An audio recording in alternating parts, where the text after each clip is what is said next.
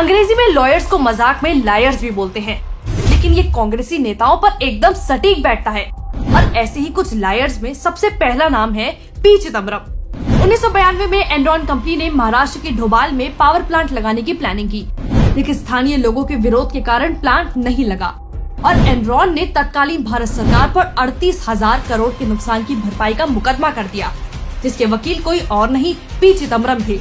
सोचिए, एक भारतीय नागरिक होते हुए भी क्या आप अपने देश के खिलाफ केस लड़ेंगे?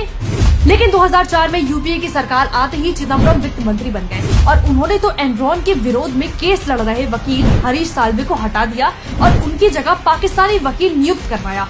सोचिए, यूपीए सरकार को पाकिस्तान के सिवाय कोई और वकील नहीं मिला, जिसके बाद सरकार केस भी हार गई और वकील की 1400 करोड़ की फीस के साथ साथ सरकार को एनरॉन का मुआवजा भी भरना पड़ा। यानी कि इतनी महंगी फीस सिर्फ हारने के लिए भरी गई, जबकि ये वही पाकिस्तानी लॉयर है जिससे हरीश जी ने सिर्फ 1 रुपए की फीस लेकर कुलभूषण यादव का केस जीता था।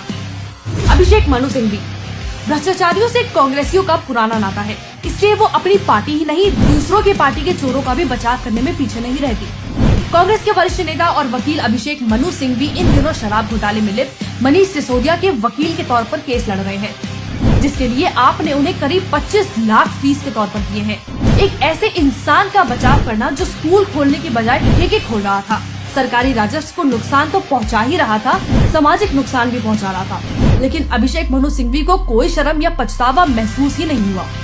सलमान खुर्शीद, ये महाशय कितने बड़े देश विरोधी है, इसका अंदाजा आप इसी बात से लगा सकते हैं कि इन्होंने कोर्ट में आतंकी संगठन सिमी का बचाव किया था, बावजूद इसके कि यूपीए सरकार ने सिमी को बैन किया था।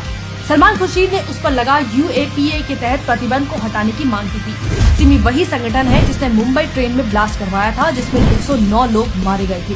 वैसे जब इसके पास कोई केस नहीं होता तो ये हिंदुओं की आस्था को ठेस पहुंचाने के लिए हिंदुत्व की तुलना आईएसआई या बोको हरम से करता है। कपिल सिब्बल कोर्ट में 3 तलाक का बचाव करते हैं या पीएफआई जैसे संगठन के लिए लड़ते हैं। इलाहाबाद कोर्ट में अवैध मस्जिद का बचाव करते हैं, लेकिन राम मंदिर के विरोध में खड़े हो जाते हैं। चंद पैसों के लिए ये इंसान हर उस मुद्दे में दिखाई देता है जो सामाजिक तौर से गलत है। सिर्फ यही नहीं, कभी ये चोरों को बचाने के लिए दलीलें पेश करते हैं, कभी वामपंथियों को और तो और हिजाब विवाद की पैरवी करने में भी इनको शर्म नहीं आती। इससे साफ है कि कांग्रेस चाहे सत्ता में हो या सत्ता से बाहर, उसका एक ही असूल है, हमेशा देश विरोध, गलत का साथ देना। तो चाहे देश को इससे कितना ही नुकसान क्यों ना पहुँचे, इनकी जेबें भरती रहनी चाहिए।